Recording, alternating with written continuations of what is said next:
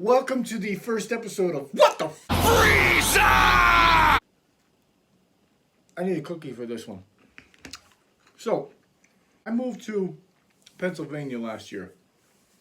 And where I moved to,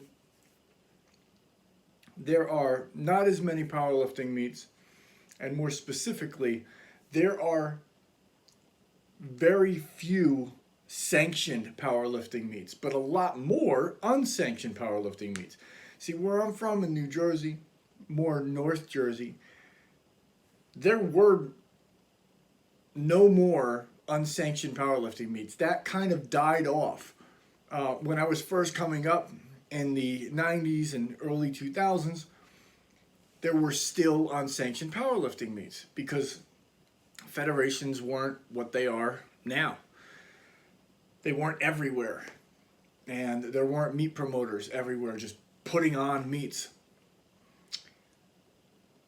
So people didn't have anywhere to kind of compete against other people. But we do now. We have federations, we have giant federations, we have places to compete to where, and this is important, where your lifts are actually being recorded into a database somewhere.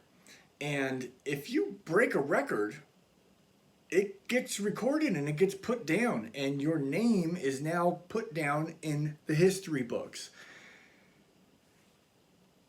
If you're just some backyard hero lifting in some unsanctioned meet and you squat 700 pounds, 800 pounds, and you lift a state record, a national record, an American record, so be it. It's not going to count. All your hard work is for nothing. You're paying a lot of money to travel, to compete, to enter the competition, to go to a gym, for your supplements, for et cetera, et cetera, et cetera. For what? You might as well just max out in the gym. There's no point if the competition isn't sanctioned.